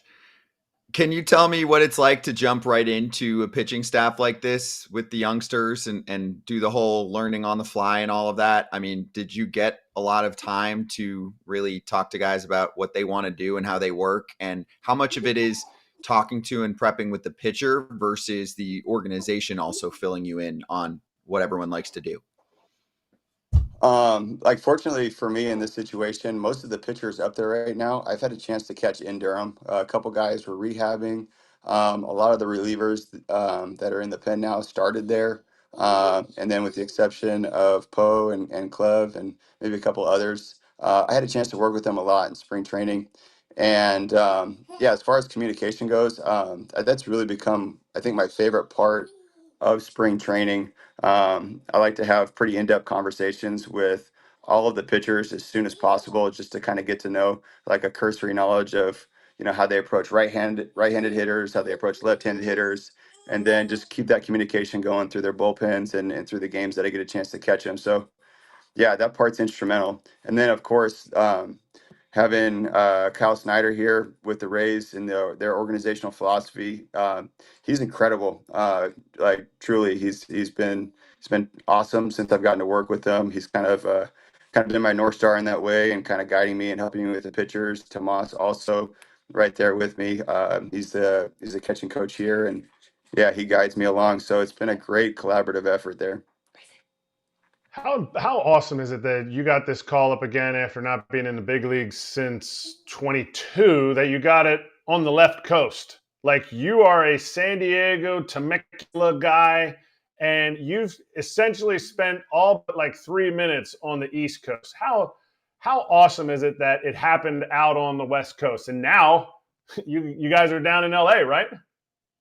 Yeah, now we're down in LA. That part was incredible. My family, I had 3 kids, and you know how that goes, Eric, with your family and in the baseball season and in the minor leagues and everything. They were out with me during the summer, but they had recently had gone home for the school year. The school year had started, so I'd been without them for a few weeks. And when I had a chance to call my wife and let her know I was coming to the West Coast and coming to Dodger Stadium, like we were so excited. I was pumped, get to hold my kids and be with my family, and that part was really special. Hey, Rob, that's a great picture right there. Trisha does a great job, and you and your child there are just excited. So that's awesome. What's changed the most in the time? You came up in 2012, and now here you are, 2024. What's changed? Because you've had some sprints of time in the major leagues, but a lot of that's kind of been in AAA and in the minor leagues. So what's really changed since 2012 to 2024? As far as the game in general and the catching game throughout that time, I Just, mean, just everything. I mean, catching game, travel. I mean, I know Westy's putting you up in the Holiday Inn Express with Tampa Bay. You used to be at the White Sox 4 seasons, but now Westy's got you in the Holiday Inn Express. for Westy, I think Westy's the man. He's actually done really right by me and my family since I've been up here. So shout out to Westy for everything he's done for us to get my family together here. But yeah, Don't kiss up to him. Hey, don't kiss up to him. It's okay. Don't kiss up to him. No, kiss up. Kiss up. Nah, Yep. credit where credit's due, man. You got to do it. You got to do it. But for sure, the game, since I signed in 2010, all the way up until now, the game has just evolved, and it's evolved so quickly. From like we've all been a part of that kind of like shift towards the SL plus, strikes looking plus. Things like that for catchers and their receiving scores becoming such like an important part of their production on the field. So like really diving into that and figuring that out through the years has probably been like one of the biggest challenges, but also like one of the best learning experiences I've had as a catcher. For me, just a part of my growth through that time is learning the level of preparation that it takes to really like help guide a pitching staff through the game. And also like as much as, you want to show everybody how much it's more important to show how much you care first. So, the pitchers and everybody there watching how hard a catcher works and prepares for a game, that really helps build that trust there with them. So every year that part, I try and get that better and better and more efficient. And that's really just kind of helped me stay in this and stay in the fight to keep playing and playing the big leagues year after year. Did you get called up too soon? Based on like how you see other guys develop, and in the minor leagues you develop, and then bang, you were up 2012 with the Marlins, and they were going for it, and with some trades. So you were kind of thrust into that. You and who else was there? Was Buck there too? Was John Buck there? John Buck. Oh, another big shout out. He's incredible. He has probably one of the best personalities I've come across, and I couldn't have been luckier to have a veteran kind of like welcome me the right way into the big leagues. But yeah, to that, I was on a serious fast track when I first got signed, and I think I made it up to the big leagues in like less than 2 seasons, or in 2 seasons I was up there. And um, I've actually thought pretty extensively about like how quickly I got up there, like what that meant, and like could I have used some time in the minor leagues to like season and grow. um, sure. Like in hindsight, there was still a lot for me to learn on the defensive side, specifically with that level of preparation, game calling, and gaining that trust and relationships and people skills for your pitchers. But the reality is, and like I always want to take accountability for the things that I've done in my actions. So the reality is I got a shot in 2013 to start and to help lead a team. And having an opportunity is like that is an opportunity that a lot of players don't get to get. So like I do see that as an opportunity there that I am grateful for. I ultimately, like I think 2013 ended up being a pretty rough year, and I've grown a lot since then. But yeah, like it was an opportunity. So that's kind of how I look at it. So what's next? Because you have, if anybody's not listening to this entire interview, he's talked about how he's changing, how he's learning, how he's helping the people around him grow, how he's doing it for other people. Like he's receiving strikes. Like he's not like going out there and being like, how can I hit more dingers? Like it's about the other people. So if it's about that stuff, this is what I felt like in the end of my career. I would never stop playing because it's about helping other people. And if teams want to give you a job, you'll keep playing. And right before you came on, we were talking about Scott asked AJ and I, how long could we have kept playing? If your priorities are about what you were talking about, to me, you can keep playing forever. But you have 3 kids. So what is this? What is next for you? How long will you play? All that stuff. Yeah. Like if it were up to me, of course, like in my heart, like this game's like such a part of me. Like I'd play forever, as long as my body can hold up, and I try and do the best I can to make sure that my body's staying, on the level of some of these young, incredible prospects that are coming up and doing these great things in the league.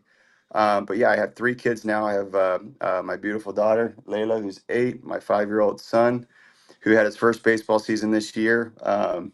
When he got selected by the St. Louis Cardinals in his little league team, I'll never forget it. He walked up to me with a straight, serious face, and he said, "Dad, when do I leave for spring training?" And I thought it was incredible. His engagement this year in the baseball season's been awesome. And then I have an 8-month-old now, Bennett, and yeah, the family's growing. But the minor league baseball seasons that I've had with them, and getting a chance to play in the big leagues when I do, has brought some really incredible memories, for us, and my family here. And I think so long as my wife, who's been the MVP through this all, if she's still enjoying this process, and we're still making good memories with our families, or with our family, and I'm feeling good about it, we'll keep going and keep pushing. And, ultimately at the end, trying to see like, how much I can get out of myself here as far as growth goes. Hey, before we let you go, do you want to coach? Would that be the next step? No one can play forever, but would coaching be something? Obviously, if you want to coach at the major league level.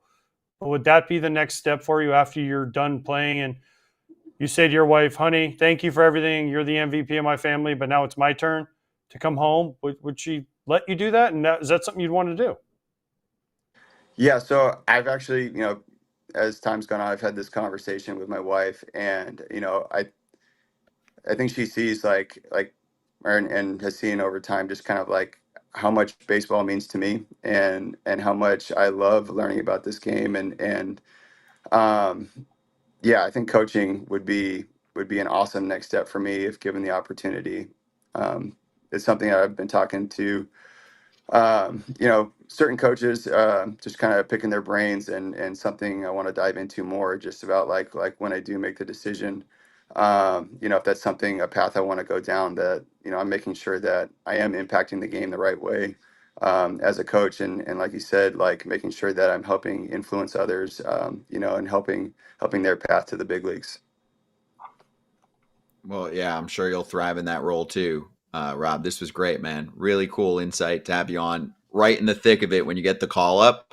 So thanks for taking a little time with us. Good luck tonight, and we're rooting for you, and keep doing your thing out there, right? No, I appreciate you guys having me on. It's been a blast. I look forward to talking to you guys later. Thank you. Yeah, we loved it. Rob Brantly from the Rays joining us on FT.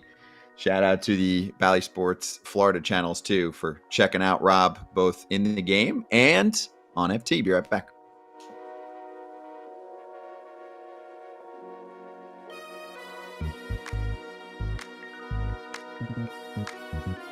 There's Jeff Fletcher from the Orange County Register. The Angels have reached an agreement on extension for GM Perry Minasian. So, Kratz, what do you think about Perry staying on board for an Angels team that certainly has some pieces that they're starting to build around? Zach Neto, studded shortstop. Christian Moore looking like he's blazing through the minor leagues and is going to be the next guy that gets called up in 5 seconds for this team. I mean, Logan O'Hoppe, that looked like a trade that's worked out for both sides, and he's a really great part of that core. I mean, he's one of the better catchers in the league right now, underrated. We bring him on the show a lot, but where do you think the Angels are at? And was this the correct move? I'm going to make this a unique question, not just for the Angels, but was this the correct move for Perry? Because it's a very difficult job, top 3 most difficult jobs in baseball at the GM position, because you have to deal with Artie Moreno helicopter dadding. I hope it's a good move for him, and I hope when he signed this extension, Perry said it with his chest, the things that he wanted. You can't go in as a GM and be like, I want all the money in the world. Artie, get out of my way. You're doing too much. But if there's somebody that has some clout, somebody that watched and learned under one of the best GMs we have right now, in Alex Anthopoulos, and he's come up through the game, he's seen what worked and didn't work with the Blue Jays, he saw what worked and didn't work with the Braves, I hope he asked for some caveats with owner Artie Moreno. I hope he asked for a little bit more leeway to make the moves and to put the personnel in places to make decisions. He brought in Ron Washington. When you're losing team, you might lack some communication continuity. He's trying that route. He knows Ron from Atlanta. So I see a little bit of Perry's fingerprint on this team. And if he re-signed because he's going to be allowed to have a little bit more leeway, which I know, Scott, you'll bristle at that because you don't think Artie will ever give leeway. But that is the only reason I think it's a good move for Perry to come back, because he's built some clout up with Artie, and hopefully he gives him a little bit more of a runway to build the team the way he wants to build it.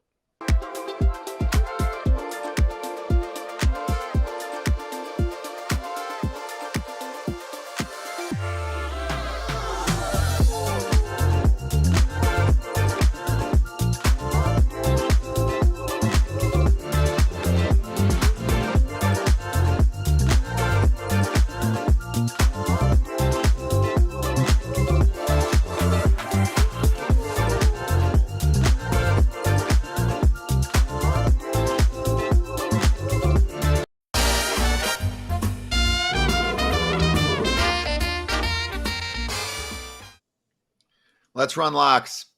I'm feeling good. I mean, I'm also not setting the world on fire with risk, but Nick Lodolo was at, I think, 5 Ks through 3. So that was easy. That was an easy, no sweat. I parlayed it with Schemes. Schemes hit his too. I did too. I'm hoping that actually we can run through this at a somewhat brisk pace, because I would love to get to Larry Vanover's strike zone from yesterday. It might have been the most entertaining zone since Angel Hernandez was in our sport. So anyway, we'll move on from the L's from yesterday, and we'll get right back on track here. I'm desperately chasing Mr. Pierzynski and his epic, whatever it's been, 2-3 week run. So do you want to lead the charge today? What do you got? I got the Yankees because they're playing Colorado at home, and Judge is hot, and everyone's hot against Colorado. Money line, and I'm parlaying with that. Surprise! The Seattle Mariners. Why? Dan Wilson, ex-catcher, is the new manager. They're going to play with new energy. They're going to be a new offense. Oh, and they also have Luis Castillo pitching at home, and I think that's going to be enough to get it done against. I don't even know who they're playing, but I just think they're going to have new energy. And teams always do this. The teams always do. Oh, the Giants. That's why. And Birdsong, who has struggled, but also. Remember, we always talk about this. They fired their manager on an off day. Home game, ace, pitching the next day. That's how it's done.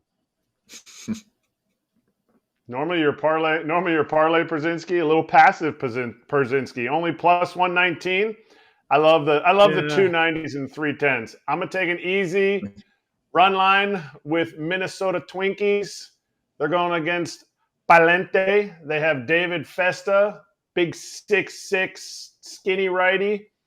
I think they're going to get the job done. They've been swinging a good bat, and I think Palente is going to give up a few. And I got that at plus 145, putting down a hunch. Wow, I like it. It's a good one. I was looking at that as a potential money line game, but I went towards the Braves. Can't go money line on a sale game against the Nationals for Atlanta, so I went to run line. I was considering 2.5. I think that's a little too ambitious, so I'm just going to stay in my lane right now and do what I do. $130 to win a hundo. Braves by 2 or more against the Nationals tonight with Cy Young Snail just absolutely blazing through the league with not just strikeouts, but a lot of weak contact. On the other side, Mackenzie Gore is really good stuff, but very inconsistent command. That's been a thing for him for his entire career. He looked really good at the beginning of the year. The command has wavered since. So I don't know if that's mechanics or stuff that's, beyond my pay grade, but I've got the Braves by 2 tonight. So there's your locks. Good luck on your picks tonight, especially if you're parlaying them all together. And remember, if you are a home run prop person, this is where you go. And here's why. MLB Grand Slam Jackpot Weekly Bet and Get on the BetMGM app, $10 or more. Wager on a player to hit a home run on a weekend day. That includes Friday, any of those 3 days, Friday, Saturday, or Sunday. If the player hits a Grand Slam on the day that you place that, you can win the $50,000 or a share of the prize with every other winning better. Gambling problem or concern, call 1-800-GAMBLER. Make sure you stick around. We got a little bit of extra time to hit some topics we didn't get to, like Skeens shining, and the strike zone was entertaining. We have evidence.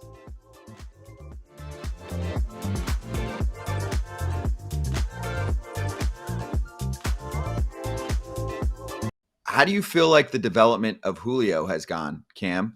Because also, yeah, he's gone through, a few cuts and bruises here and there where he's sat, but I think overall he's been okay. And physically, but we haven't seen him develop into that consistent superstar yet. And I'm wondering how much of that has to do with the Oregon and coaching, how much of that has to do with him thinking he has to do everything. What do you see with him? I think it's a combination of all of those things that you just said. And for me, one thing, as I sit back and I watch the struggles, the first thing that came to mind is my experience. And I remember going, like, I felt like I was so on the island at times in that cage. I felt like there was nobody really giving me good advice as far as hitting. And I feel like he's on the island right now, right? I feel like he's extremely in his head right now. And then I feel like he feels like because of the deal, because of everything that has been placed upon him, which I think is rightfully so, I think there has been pressure been put on his shoulders when you talk about the offense lacking this, right? You're not possibly going to get the pieces that you needed, and I even think right now, like, you think a JD Martinez wouldn't help Julio Rodriguez out, having a guy like that around him, go pay him. It's a 1-year deal. Probably you have the best staff arguably in the game. Like, go add a JD Martinez for whatever it costs and bring him in and put him around a young guy to help him bloom and blossom if you don't have the right instructors around him. Because sometimes, and I think Kratzy knows, when you talk about professional athletes, we think these guys are so good and so talented that they can figure it all out on their own. Well, you actually need the right guys around them, the right voices, different voices to sometimes go, oh, okay, this clicked for me. And I just think one thing that they've lacked, and even, talking with my guy D. Gordon, he went through a lot of frustration with the lack of communication there, the lack of instruction there. So this isn't something that I'm making up. These are things that I've heard have been an issue with the organization. And I think right now Julio is a product of that. So you talk about Cal Raleigh, Kratzy, spot on. Why would a guy like that want to stay when, honestly, they haven't played bad baseball, but when, offensively you are, inept of doing things well, it's contagious. And I think Cal Raleigh has actually, excelled with the lack of probably information around him. So why would a guy like that want to stay when there's so many organizations that guys talk about, really giving them the right information and taking their game to another level? I think they're like Kratzy said, the window is about to close now. And I think it's going to be tough to get back to where they wanted it to be a year ago.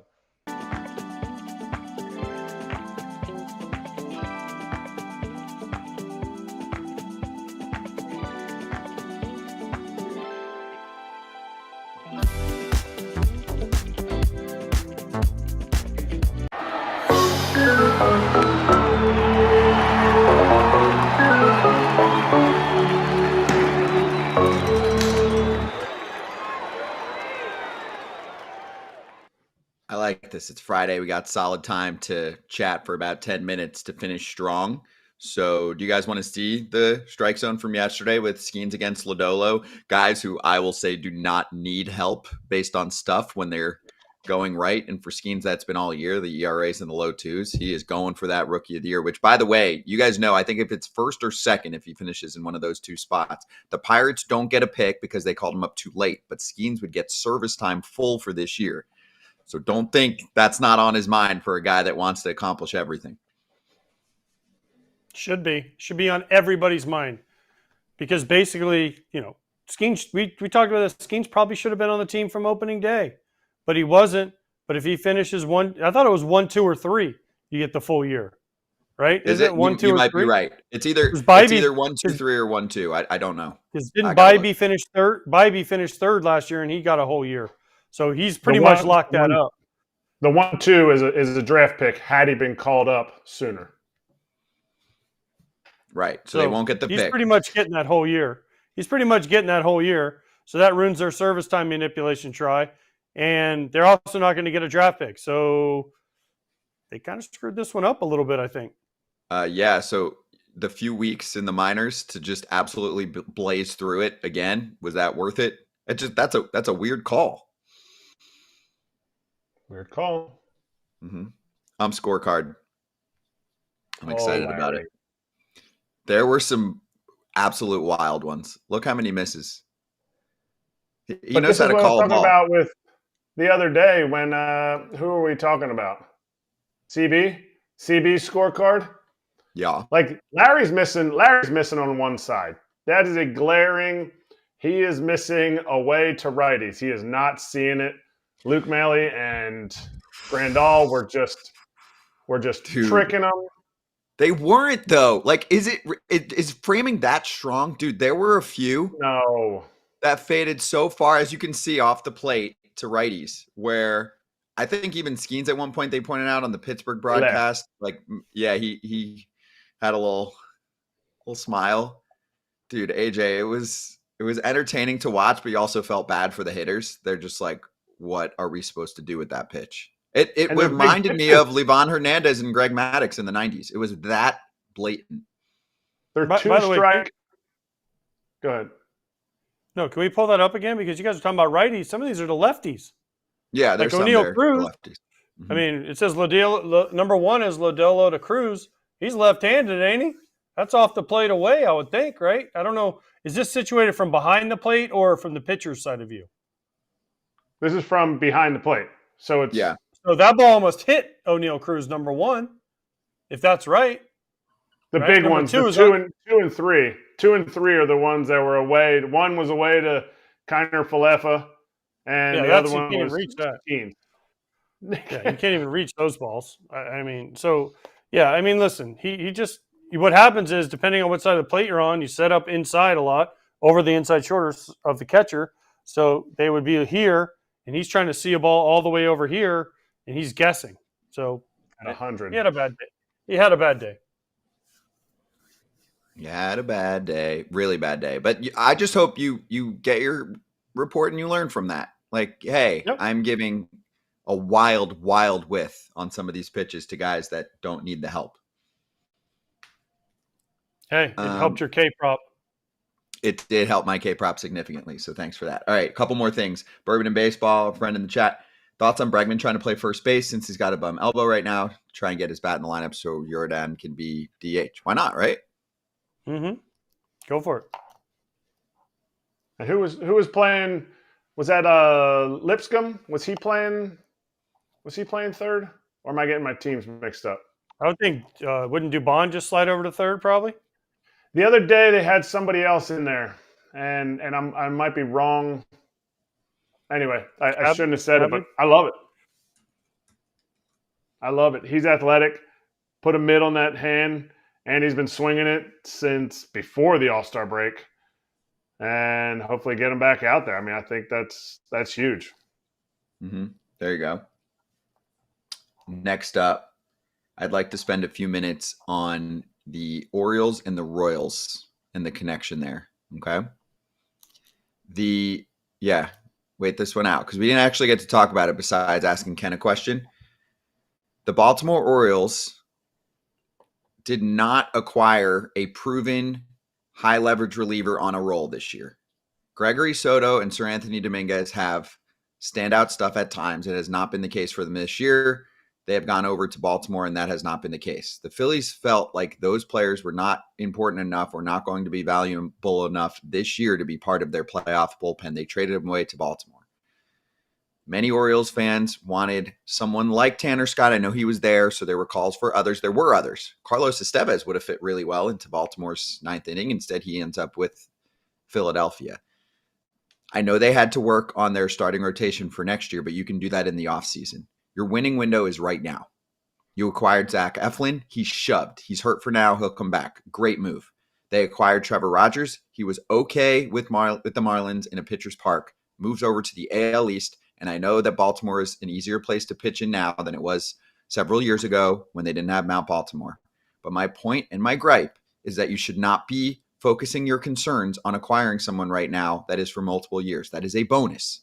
They did not address their bullpen enough. And I think that Rodgers is more of a project for them. So their trade deadline right now looks like an epic fail. And the reason I bring up Kansas City is Jeff Passan can help me out because he pointed out a nice little tweet the other day connected to their trade deadline activity. Lucas Ursig, 10 1/3 scoreless, tons of strikeouts. Paul DeYoung, nice role player, pop, getting on base, elite defense at third. Michael Lorenzen, filling innings very effectively, sub 2 ERA and over 22 2/3. And he pointed out he liked the Dodgers, the Padres, and the D-backs. Yeah, I mean, Kopech, when he's been pitching, stud. Edmonds back, looks like he's going to be a contributor. Padres bullpen is super nasty. D-backs get Bell to fill the void while Walker's out, among other big additions, Puck to help high leverage in the bullpen. Tell me I'm wrong on this one. Baltimore has a shot to win a World Series despite having a bad trade deadline. They have all the prospects in the world. I'm not saying you salvage the entire future, but AJ, they didn't have to trade Jackson Holliday to get whoever they wanted. They had so many other options. And in my mind, they didn't get the job done. We talked about it back then. We're seeing that right now. So if they fall short, it's on them at the deadline. Does Mike Elias overvalue prospects? Yes. Or is he? Did he this year? By not going out and making he made the move for Corbin Burns, right? But then he needed to make the next move for a top flight reliever, right? And he didn't do that this year. So is he this year overvaluing the prospects? Yes, he gave up a couple to get Rodgers, but could he have given up more to take the next step and the next level? No doubt, Kratz. And again, it didn't have to be Jackson Holliday. Look at their list. It's still loaded. Even when you get rid of Sowers and Norby, there's so many more on that list for Baltimore right now. The problem I have is I've heard him at one point, and I'll paraphrase, so don't direct quote me or anything. I think that he's felt like, he gets picked on more because their prospects are better. So if you're calling about their, top 5 or 7 or 8, he feels like that is so much higher than many other teams. But I feel like teams are aware of that. So I can't speak for the conversations behind the scenes, but I just hope that they don't fall short in the 8th or 9th inning in a series and look back with regret. Because Mike Hazen, who's one of the best interviews as a GM in baseball, said he had severe regret for not pulling the trigger to land Jordan Montgomery and ends up beating his team in the World Series. I mean, there's going to me with this team, there's going to be regret if there's nothing but a World Series appearance. If they don't win the American League, I think it's nothing but regret. And you will point to things that they did. Now, if they win the World Series next year, we'll have a whole year of pointing to the fact that they picked up Eflin. They picked up, how many times can you keep pushing the rock down the road? Like, maybe next year. And maybe as a player, AJ and I always lean to the fact that now is your chance. You don't know what next year brings. You don't even know what next month brings. To not bring in more than what they brought in was a miss. I think Sir Anthony has been good. I get it. He gave up 2 solo homers. Gregory Soto is not throwing strikes. I think Sir Anthony's going to be a valuable piece. But again, they have 8th inning pieces, and they didn't take care of the 9th. Guys, Lucas Ursig was available. The Royals got him. The Royals did not have the most highly regarded farm system. There's too many names here where I'm like, what happened? So I'm just being critical because this team should be a World Series winner this year, and they still might be. But if not, we're going to look back at this moment. Yep. Look at what the Astros did. They went out and got veteran pieces when they were in their window, and they won 2 World Series, and they're still in their window. They picked up Pater in the offseason, and he's probably going to be pretty valuable in the playoffs. Just a guess. Good week. Yeah, go get some merch, foulterritoryshop.com. Hope everyone enjoys the free content, so subscribe to this channel. If you're watching a video right now and you're not subscribed to FT, AJ is very angry at you. But have a happy weekend.